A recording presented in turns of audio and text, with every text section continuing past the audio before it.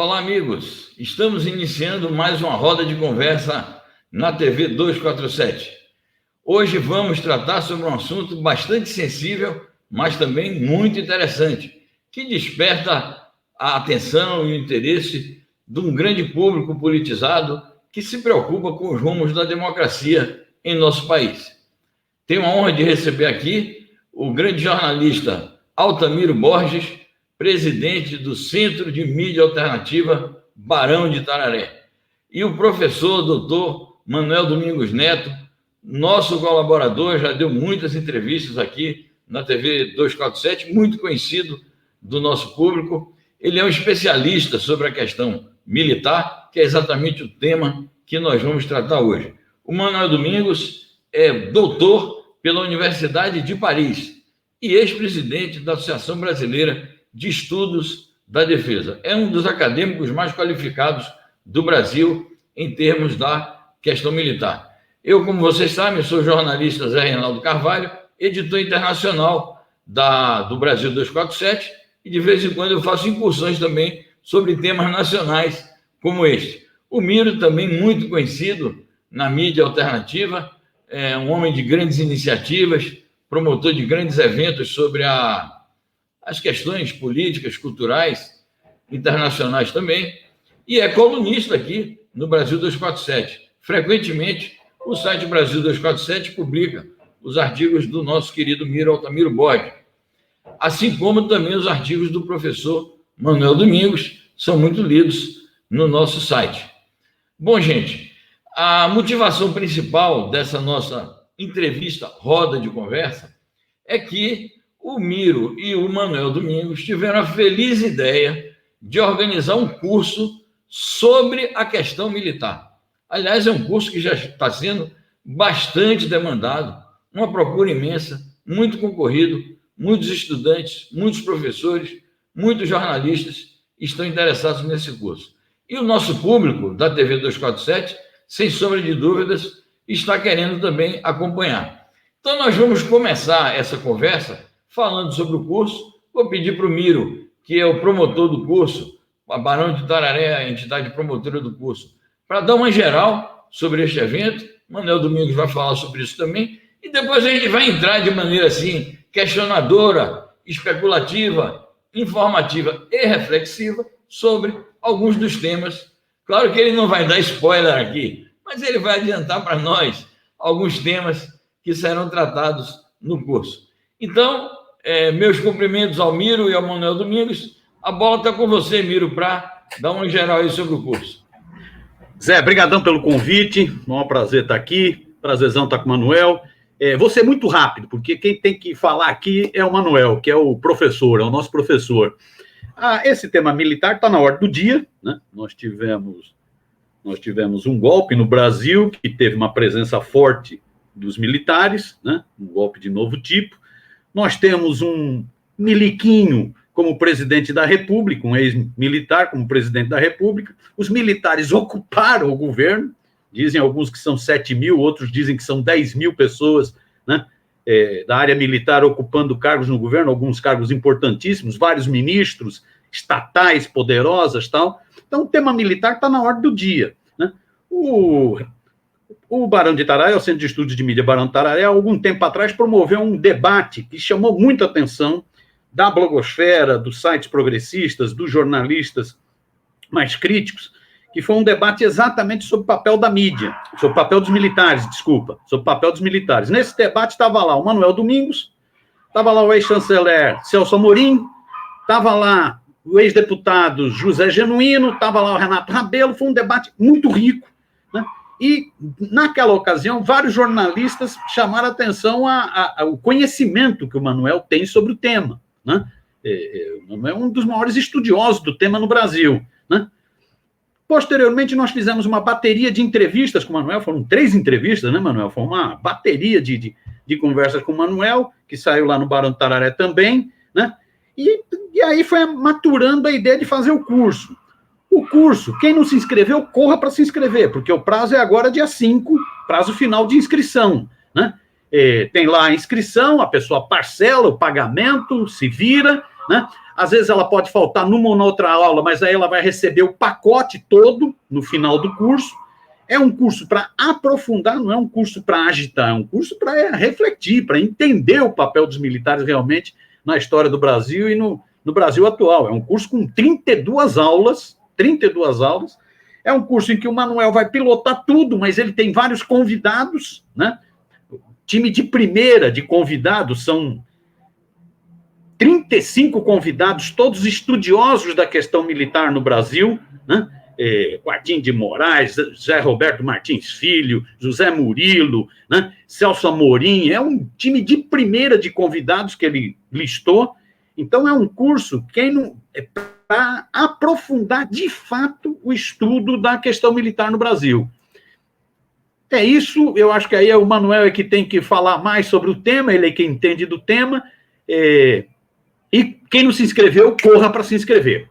Dê um pinote rápido, entre lá no site do Barão de Tararé, né? Tá lá um banner bem na capa do site, vá lá, se inscreva, o prazo é até dia 5 para isso. É isso. Fiz a apresentação, pronto.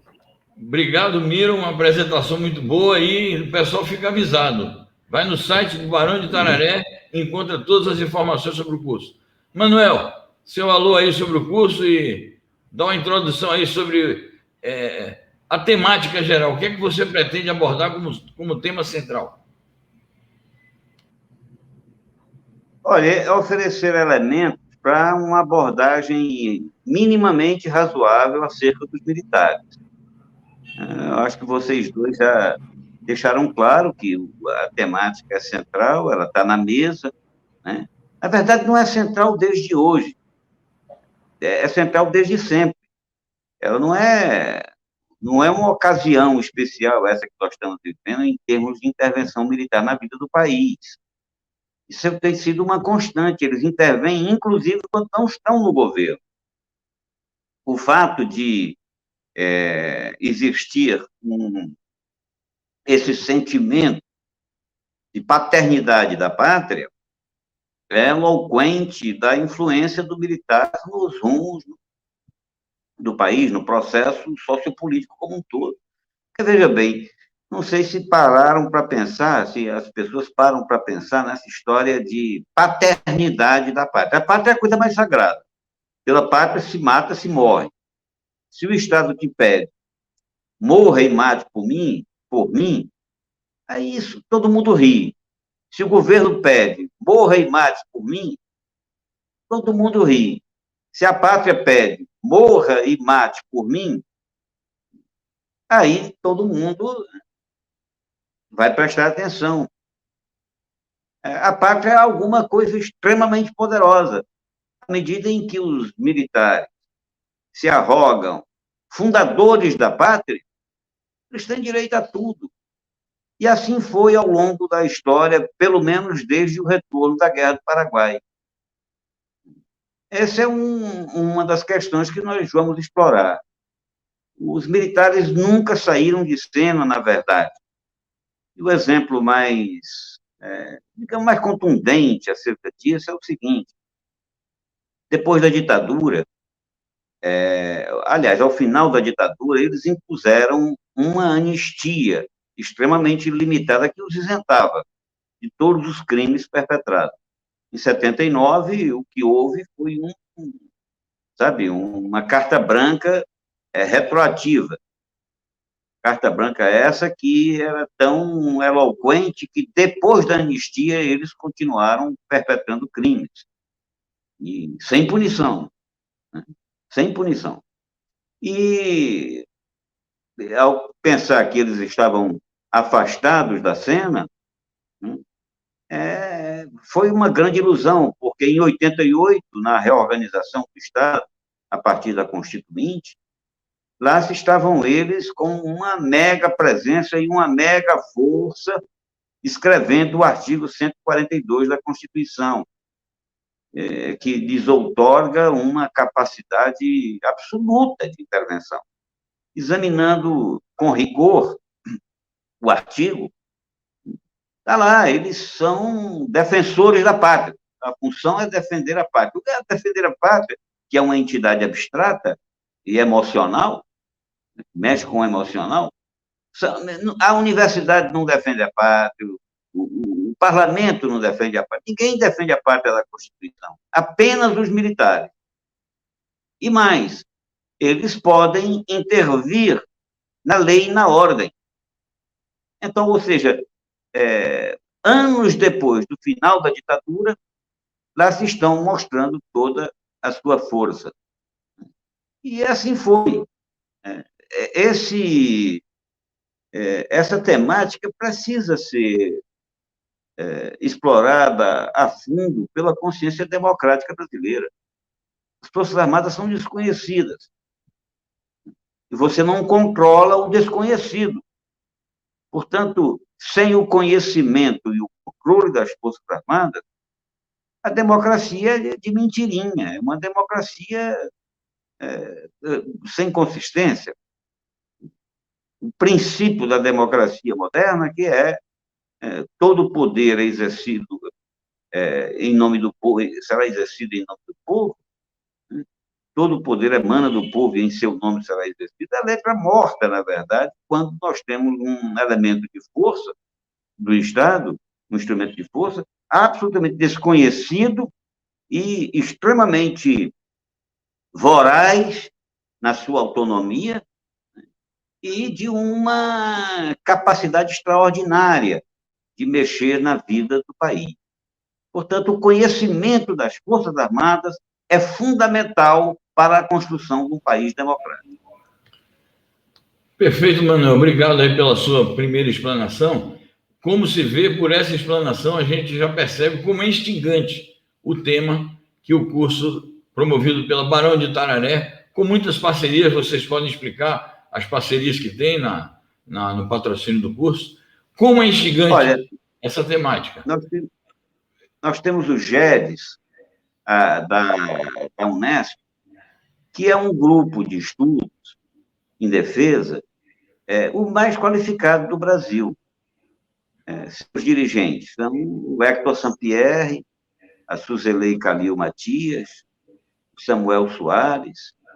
Eles estão formando formaram muitos mestres, e tem um acervo de pesquisa extraordinário. Obviamente que extraordinário para o ambiente brasileiro, porque nós engatinhamos a rigor no país nesse domínio. Quando me chamam de especialista, eu até me incomodo. Por quê? O especialista, ele é montado num cabedal de conhecimento, um acervo de conhecimento, uma área de conhecimento. E os estudos de defesa não constituíram até agora uma área de conhecimento. Por exemplo, o que é a área de conhecimento? A sociologia, a antropologia, a história, são áreas a química, a biologia, são áreas do conhecimento. Nós lutamos para que haja uma área do conhecimento reconhecida, institucionalizada, chamada estudos de defesa, que desenvolva teorias e pesquisas empíricas capazes de responder aos inúmeros processos, complicadíssimos processos atinentes à defesa nacional. Entre eles, um aspecto é o instrumento de força do Estado. A defesa é alguma coisa muito abrangente. O país não se defende apenas com armas. É necessário a unidade interna, é necessário a boa vizinhança, é necessário o processo de desenvolvimento relacionado estritamente à defesa e, finalmente, o braço armado. Todo esse conhecimento conforma aquilo que nós designamos como estudos de defesa.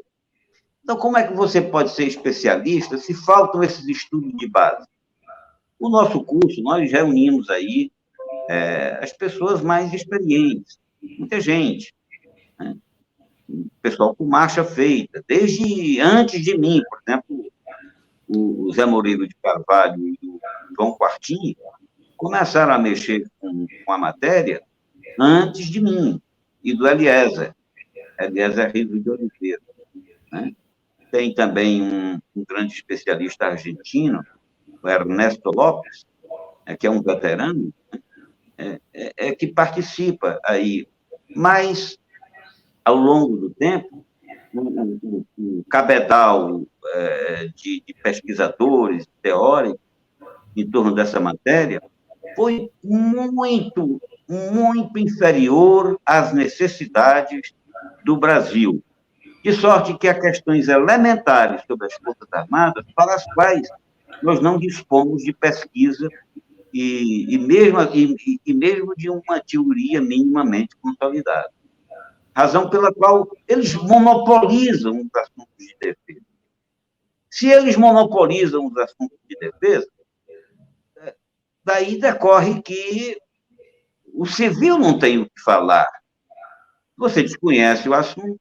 Tem um ex-ministro da Defesa, o Raul Jungmann, que fica reclamando muito do Congresso. O Congresso não liga para isso, o Congresso não aprova, o Congresso não examina. Mas quem, cara pálida, tem no Congresso capacitado para examinar isso? Quem é que tem no Congresso capacitado para dizer se um submarino comprado a peso de ouro presta ou não presta para defender o Brasil? É o melhor ou é supérfluo? Sabe? Se a dimensão, por exemplo, dessas Forças Armadas que nós temos, que custam caríssimo, são as dimensões adequadas? Se a distribuição dos efetivos é adequada? Se essas compras feitas na grande matriz norte-americana são adequadas, permitem autonomia deliberativa ao Brasil? Ninguém consegue responder isso no Congresso. E talvez, inclusive, na sociedade brasileira. Esse curso é um curso introdutório e todas essas questões, assim como centenas de outras questões, serão reveladas, mostrando a necessidade de o Estado Nacional Brasileiro, se quiser construir desenvolvimento, construir democracia efetiva, precisa cuidar do elemento de força. Muito bem. Ô, Manuel, aproveitando... Você falou em spoiler, velho. Mas, na verdade, não é, Miro? O programa está nas páginas do Barão.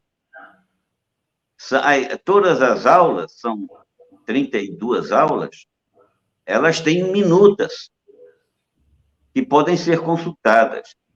Se eu fosse ser muito rigoroso, essas 32 aulas virariam facilmente 200, 300 aulas, porque aí eu tive que comprimir, que resumir, porque, de fato, Reinaldo, é um curso absolutamente introdutório. Né? Não vai ser em 32 aulas que nós vamos dominar as questões. Né? Muito bem. Ô, Manuel, você tocou nos assuntos aí que eu queria esticar um pouquinho, e o Miro pode também complementar alguma coisa sobre como é que essas questões estão circulando nesse ambiente muito crítico, que é o ambiente da mídia alternativa. Então, eu vou levantar o seguinte, a partir do que você próprio colocou. Existem alguns mitos com que as Forças Armadas atuam na vida política nacional.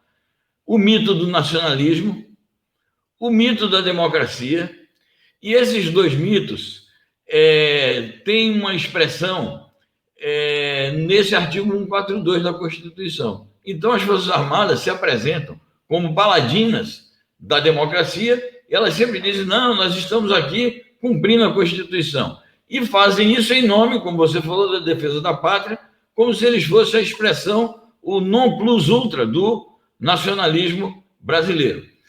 A respeito do Congresso que você falou, ninguém no Congresso tem condições de dizer nada. E na sociedade brasileira. Por quê? Eles montam lá no Congresso um lobby, eles têm uma assessoria militar e praticamente contratam, adotam, digamos assim, como acólitos ou porta-vozes, determinados parlamentares intrapartidários que defendem os seus interesses lá. Então, é como se o conjunto da representação popular não tivesse o que dizer.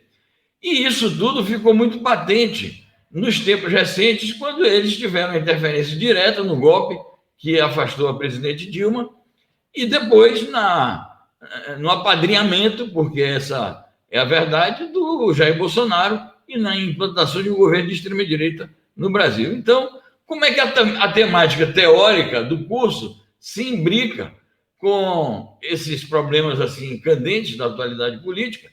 E aí, Miro, também eu gostaria de ouvir o seu pitaco a respeito dessa questão. Como é que está sendo o debate aí entre o pessoal da mídia alternativa, que é muito crítico e é muito participante da luta de ideias sobre temas assim dessa natureza da vida nacional? É com vocês, amigos.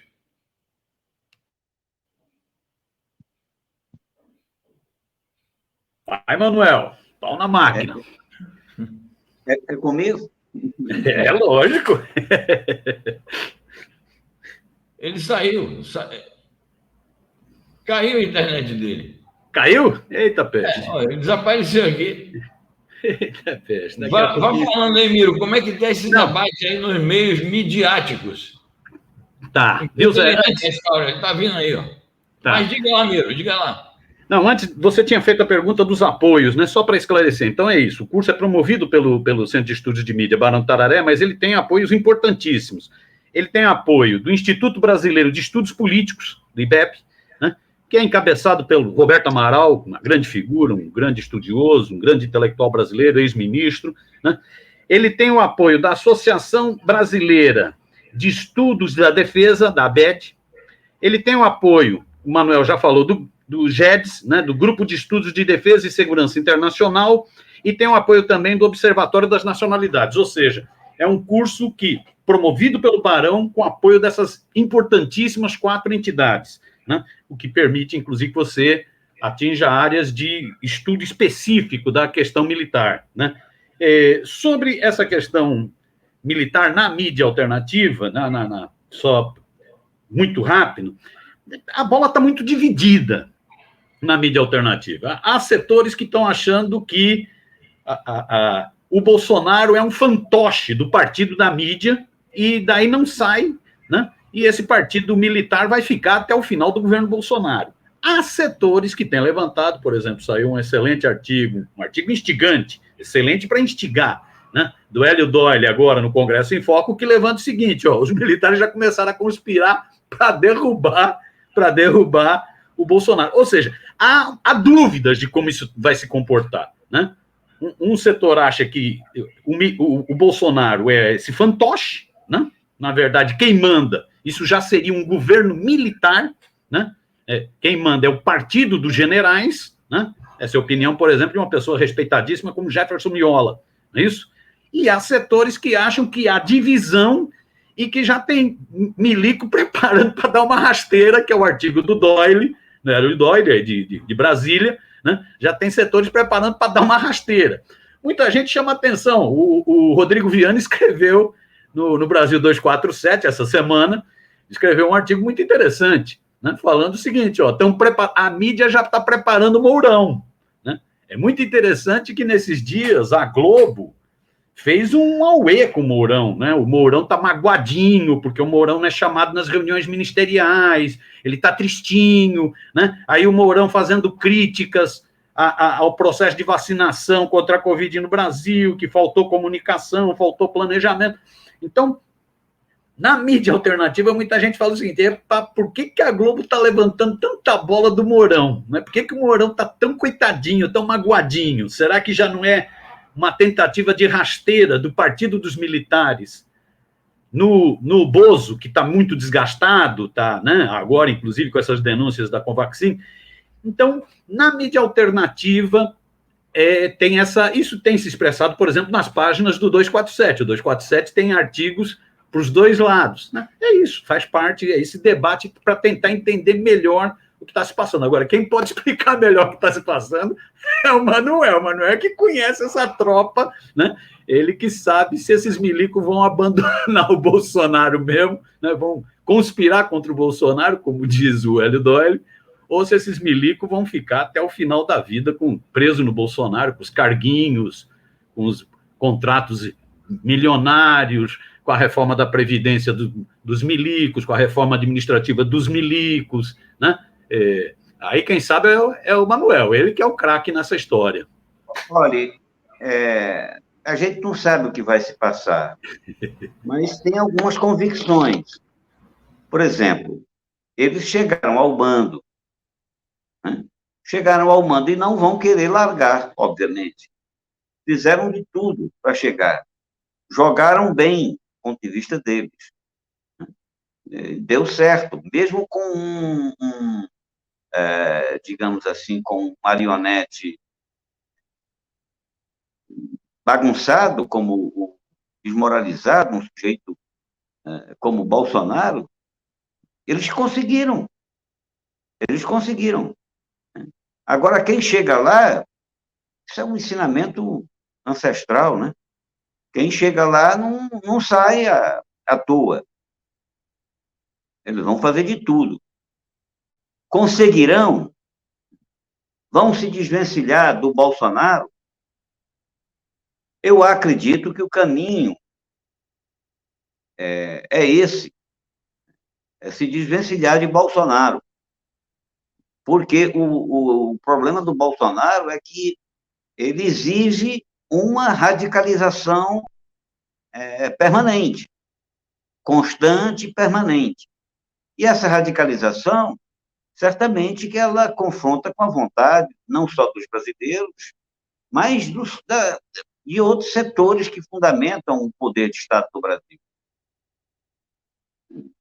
Ela vai agradar, por exemplo, as grandes finanças, essa radicalização, esse tumulto, essa confusão toda, essa violência, essa baderna de rua que o Bolsonaro promete? Talvez isso não seja interessante. E talvez isso ponha medo nas elites brasileiras, tanto é que nós temos aí a grande mídia já se opondo, e às vezes se opondo com uma certa virulência.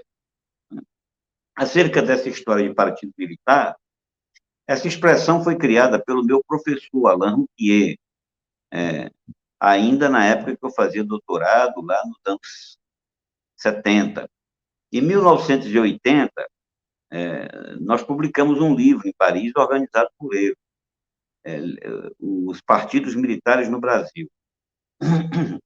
O coronel Marcelo Pimentel era jovem ainda, estava começando, e comprou o livro que foi traduzido aqui no Brasil pela Record. Essa expressão ficou um tanto em desuso, porque os militares estavam em retirada. A expressão está sendo retomada com um sentido diferenciado. Por exemplo, o Marcelo Pimentel, que vai participar do curso, que está sustentando a ideia que se trata de um partido informal que envolve o conjunto das Forças Armadas. Enquanto que, originalmente, o conceito era de frações no seio das Forças Armadas, conformando verdadeiros partidos em disputa naquele ambiente. Tanto é que o meu capítulo do livro, publicado em 1980, em Paris, e em 81, 82, aqui no Brasil, eu tratei de partidos militares, eu tratei das frações, da fragmentação interna, como partidos em luta. Que partidos eram esses? Eram chamados tarimbeiros e doutores, tarimbeiros, oficiais sem formação técnico-científica, doutores, os oficiais oriundos da velha escola militar. Aí depois, os germanófilos e os francófilos. Eram dois partidos, eram pessoas que se batiam por conta da influência germânica, alemã, ou da influência francesa. Depois surgiria a noção de nacionalismo e entreguismo, né? Isso foi explorado por um dos professores que participará do curso, escreveu uma pesquisa muito extensa, é o João Quartim de Moraes, né? A esquerda militar no Brasil. Aí nós temos diversas interpretações acerca do que aconteceu com isso. Por exemplo, é necessário examinar a qualidade dessa chamada ala nacionalista do passado. Porque os próceres desse nacionalismo do passado eram extremamente reacionários. Eles defendiam a força bruta do Estado, a autonomia do Estado brasileiro. Eles não defendiam, eles concebiam um Estado autônomo sem uma correspondente social, ou seja, sem cuidar da sociedade. Eles eram profundamente anticomunistas, antipovo, né? E essa tendência, ela persiste. Eu, há não muito tempo atrás, discutindo com almirantes, eles defendiam, olha, se o povo tem que passar fome, que passe, mas nós não podemos ceder no fortalecimento do poder armado do Estado. Ou seja, é esse tipo. Aí as pessoas olham, é um nacionalista. É nacionalista? A meu ver, é um nacionalismo que precisa ser discutido, porque, como eu já me referi antes, a defesa do Brasil não deriva, não pode derivar, nem derivará exclusivamente de armas. A primeira condição é uma sociedade unida, minimamente coesa, e não fraturada por desigualdades tão brutais como as que nós temos. De certa forma, o que eu vejo nas Forças Armadas é a defesa, nos últimos 200 anos, mais de 200 anos, a defesa de um Estado que preserva o legado colonial. O instrumento de força do Estado no Brasil, a sua principal função foi a preservação do legado colonial. Daí a gana que eles têm de se ocupar em ordem interna. No passado, eles caçavam escravos fugitivos, né? E a composição militar hoje, por incrível que pareça, ainda exprime aquele mesmo sentimento colonial. Quem serve o Exército, o serviço militar é obrigatório, mas quem serve o Exército são os jovens sem futuro. Alguém que tem alguma perspectiva aos 18 anos de idade vai correr do Exército. Ou seja, esses jovens, normalmente urbanos, né, sem futuro, são os antigos escravos, né, ou a antiga plebe urbana, marginalizada, que compunham a força. Daí, o fato de nós termos um exército, às vezes, com características daqueles exércitos modernizados na Europa, que guardaram em si o sentimento aristocrático, eles não romperam com o sentido aristocrático. A relação do oficial com o soldado é muito mais do que uma relação de hierarquia e de disciplina, né? O soldadinho, o praça, realmente é o sem vez, que está lá temporariamente submetido. Enfim, são muitas as questões a analisar para nós vermos a natureza do Estado Nacional, da Força Armada desse Estado Nacional. Uma coisa que o Piro estava explicando, nós temos o apoio do GED, da Unesp, né? O GED da Unesp, eu já disse, ele, para mim, hoje é o melhor agrupamento de intelectuais na matéria. Agora, o Observatório das Nacionalidades, né, que foi, inclusive, organizado por mim há muito tempo atrás, e que tem uma revista de qualidade internacional, a revista Tensões Mundiais, ele explorou um aspecto teórico, que mais explorou no Brasil, né, um aspecto teórico chave, que é exatamente essa coisa complicadíssima de construção da nação, dessa entidade abstrata, essa comunidade imaginada, né, que promete um porvir, alimenta a esperança de todos, com um futuro promissor, com um porvir.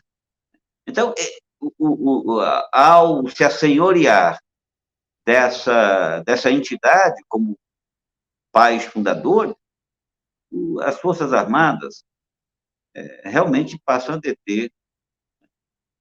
a deter uma autoridade moral imensa. Nós precisamos examinar isso com calma. A toda hora estão repetindo. O Brasil nasceu em Guararapes. O Brasil, ninguém nem sabe quem foi Guararapes. É uma mitologia que se inventa por aí. O Exército criou isso, o Exército criou, e tem intelectuais e políticos reproduzindo a ideia. Quando o político reproduz essa ideia, ele está entregando a força moral do país, da sociedade, às Forças Armadas. É mais ou menos isso que está acontecendo agora. É uma briga cultural, meus amigos. E no curso, nós vamos procurar analisar melhor essa questão, né? Ô, Manuel, parece que nada se aplica melhor a expressão mito do que essa questão de que o Exército Brasileiro nasceu em Guararapes e que é a expressão maior da nacionalidade brasileira, porque mito é exatamente mentira, né? Então nada se aplica mais à palavra mito do que isso mesmo que você acabou de dizer e que é repetido exaustivamente por muita gente aí que devia estar prestando outro tipo de serviço à luta progressista. Mas você levantou uma questão que eu queria relacionar com problemas agudos dos tempos presentes. Você levantou o problema da herança colonial. Nós estamos diante hoje de uma mudança geopolítica de grande envergadura. Essa transição de ordem mundial, a emergência da China, o declínio relativo do imperialismo estadunidense, a nova configuração que o Estado Nacional assume na Rússia, mesmo tendo deixado de ser socialista. Como é que você vê o pensamento das Forças Armadas, pensamento e prática? Você falou aí da questão da dicotomia entre entreguistas e nacionalistas, se referiu àquelas filiações germânica e francesa, coisa do passado. Hoje, nós tivemos o interregno da ditadura militar, em que as Forças Armadas foram claramente entreguistas naquele primeiro período de filiação à Guerra Fria americana. Mas nós tivemos também o período do governo Lula e do governo Dilma, em que se elaborou uma política chamada Livro Branco da Defesa Nacional, uma política nacional de defesa, e hoje nós estamos vivendo essa nova realidade. Então, como você enquadra, ou como você classifica o pensamento e a prática das Forças Armadas nesse novo quadro geopolítico, tendo passado o mundo por essas transições aí? Olha, nós convidamos e eles aceitaram com muita expectativa, com muito boa vontade, figuras fundamentais no estabelecimento desses documentos. O Nelson Jobim, que foi o ministro, durante a sua administração, foram concebidos a Estratégia Nacional de Defesa e o Plano Nacional de Defesa. O Celso Amorim, que deu continuidade a esse trabalho, o Genuíno, que, como assessor do Ministério, teve uma participação muito grande nos debates internos, e também outros professores que, paralelamente, auxiliaram a condução desses trabalhos. Por exemplo, o Eliezer Riso foi o intelectual que mais insistiu na confecção do Livro Branco de Defesa, né? Agora, de uma forma, nós vamos esmiuçar isso. Agora, desculpa, eu exagerei, não vamos esmiuçar. Nós vamos começar a levantar um problema, esses problemas de forma mais sistemática.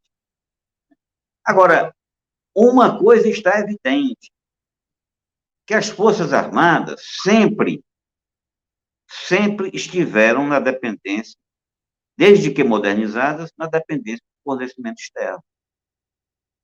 Não dá para nós termos aviação, não dá para nós termos marinha, não dá para nós termos guerra cibernética, não dá para nós termos esse aparato todo, um escudo antimíssil, não dá sequer para nós nos comunicarmos sem essa profunda dependência externa.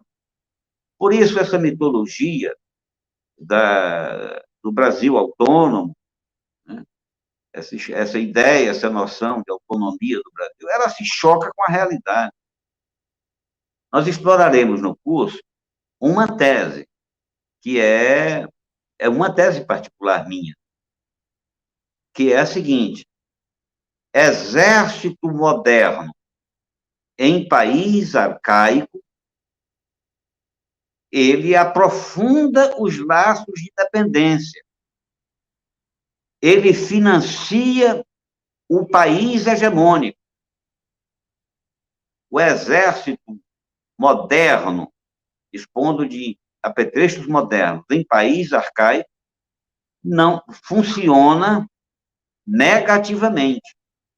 Ele deixa o país menos autônomo, menos incapaz, inclusive. Ele só pode lutar se for por procuração. Porque no primeiro confronto que houver, sequer reposição e manutenção dessas coisas complicadas, desses instrumentos sofisticados, nós vamos ter.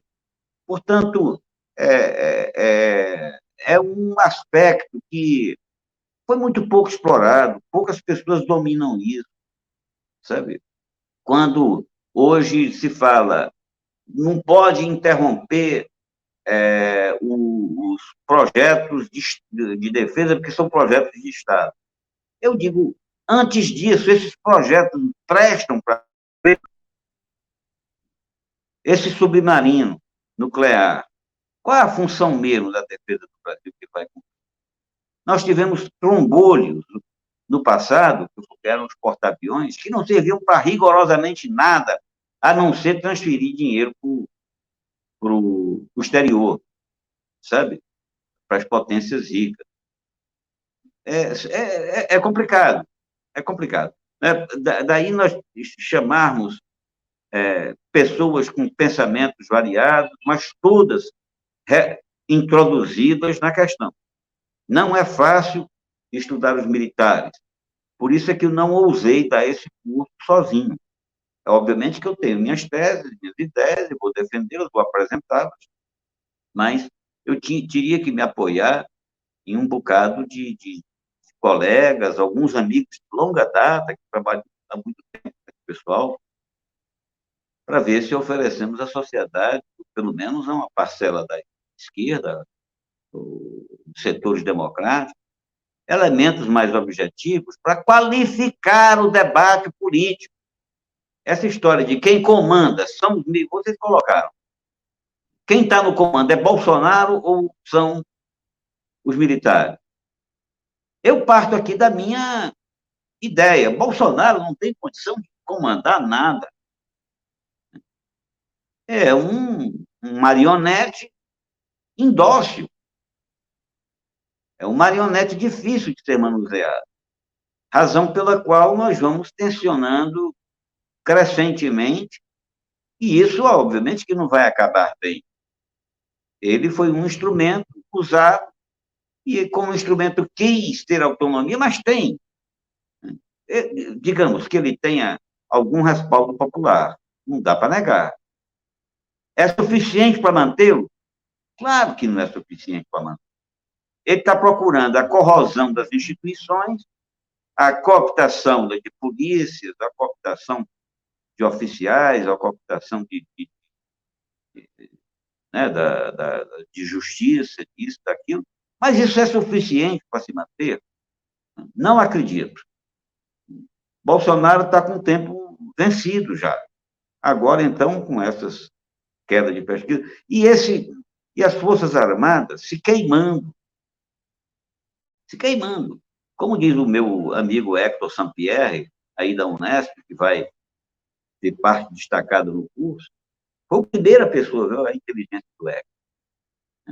Quando estava se esboçando essa intromissão militar na vida política, o Hector diz, estão indo para as Malvinas.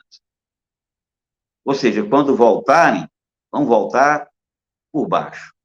Voltarão humilhados e desgastados, e é isso que está acontecendo. Volta e meia, o Luiz Nassif me pergunta, já estão voltando? Já estão voltando? Não, estão preparando o retorno.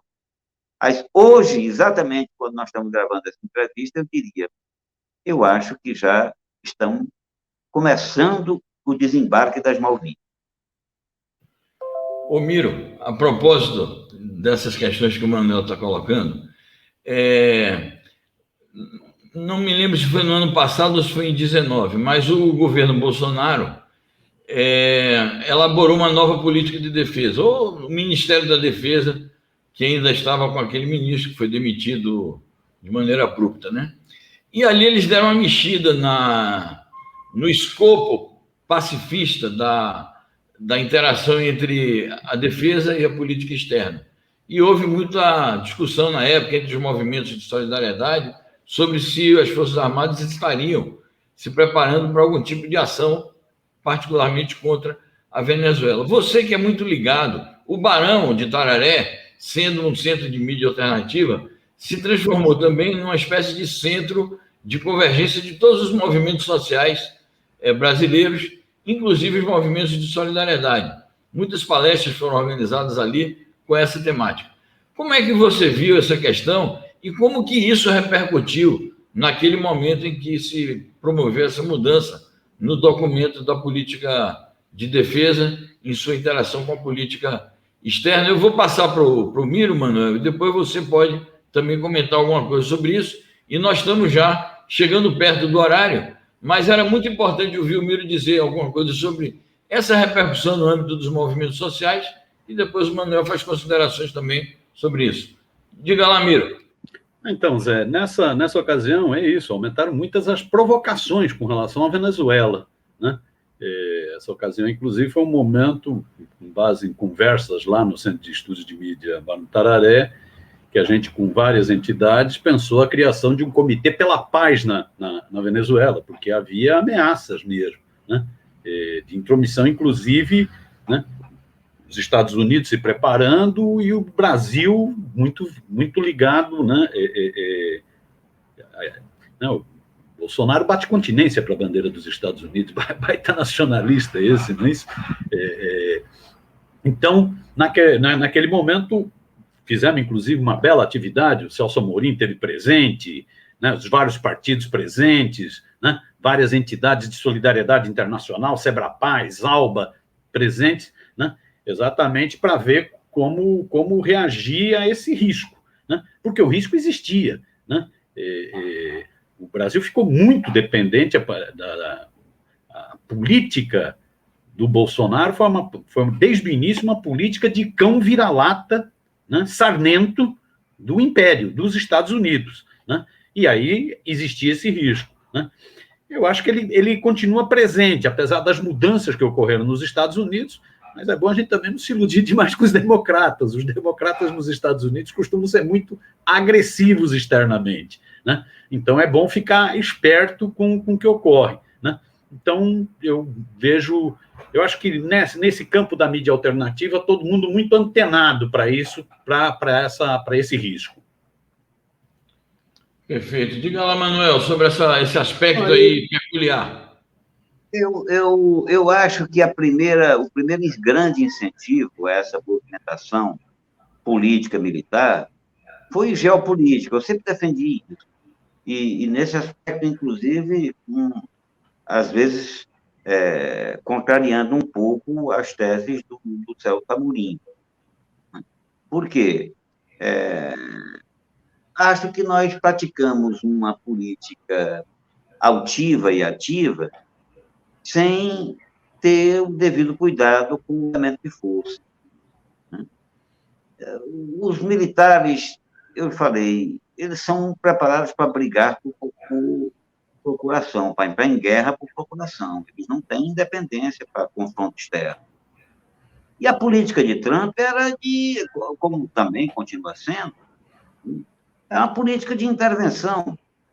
Daí que o Exército, ao tempo mesmo enquanto se praticava a política de confraternização na América Latina, criava o Mercosul, a Unasul, o Conselho de Defesa Sul-Americano, né?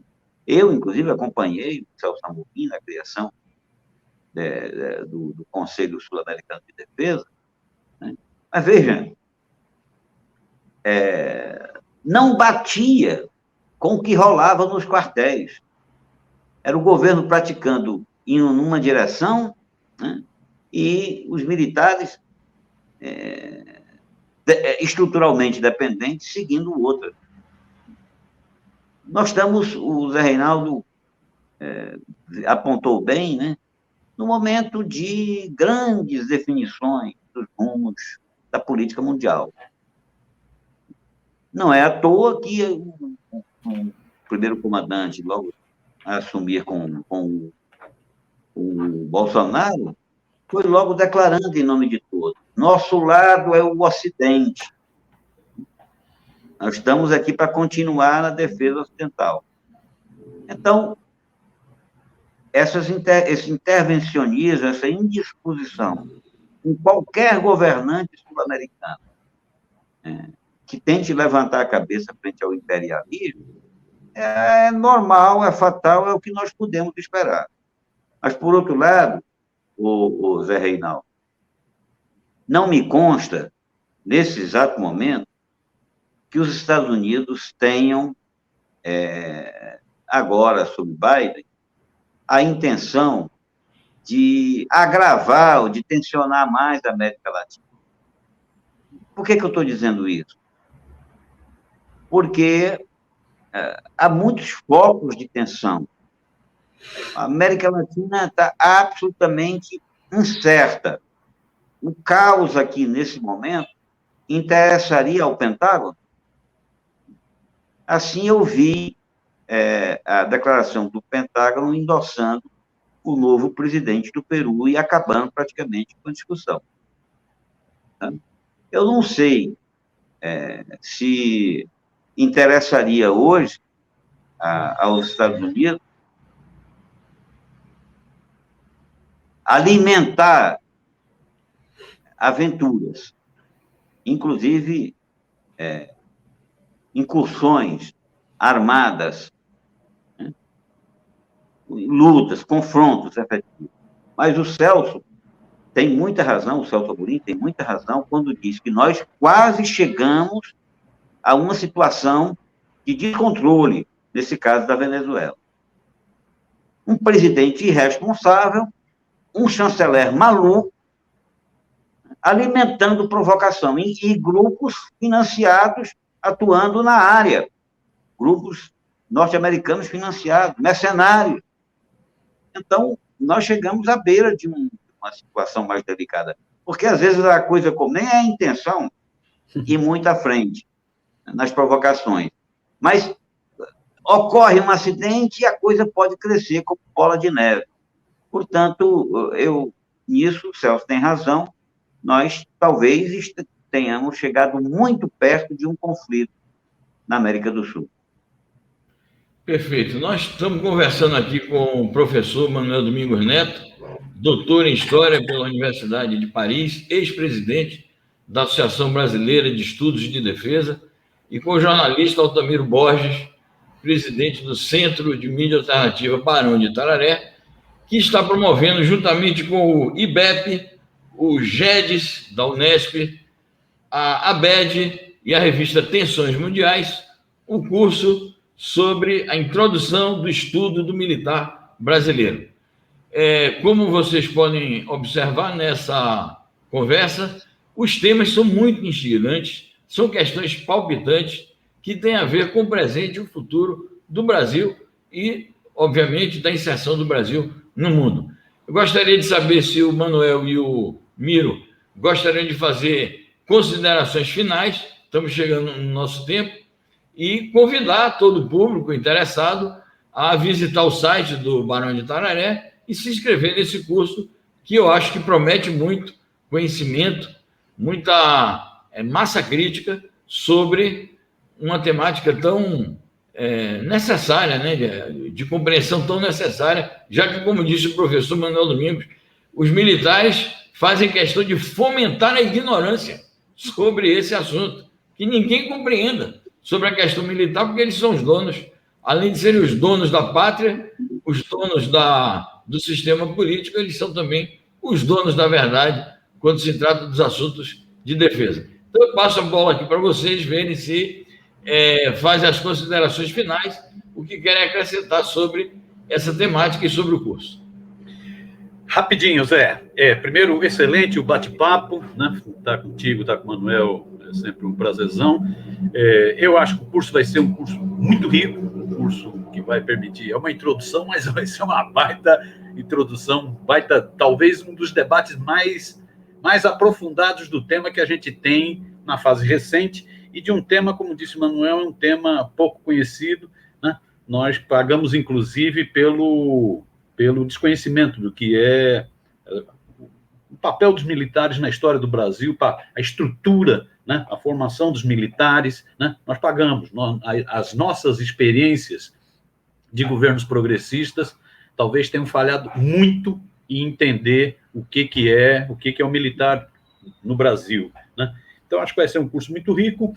As pessoas devem correr para se inscrever, né? O prazo de inscrição é agora dia 5, como eu disse, está lá no site do Centro de Estudos Barantararé, barantararé.org.br, está lá um bannerzão, né? É só entrar lá, né? Dá para parcelar o pagamento do curso, né? Vai ser super legal, acho que vai ser uma belíssima contribuição. Parabéns às entidades que apoiaram essa iniciativa, parabéns ao Manuel, parabéns a esse baita time de professores, de estudiosos do tema que o Manuel reuniu para o curso. É isso. Pois é um esforço que se insere na grande tarefa democrática de defender, de se contrapor ao desmando, né? E de, ao mesmo tempo, construir bases para um futuro diferente, um futuro no qual o Brasil possa se desenvolver, né, sem contradições com a defesa. Uma coisa é um desenvolvimento dependente, outra coisa é um desenvolvimento que garanta autonomia. Não é fácil.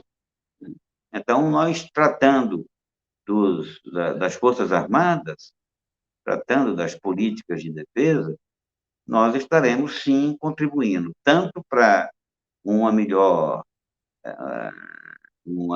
qualificação do debate democrático, quanto do debate de defesa e de segurança pública também.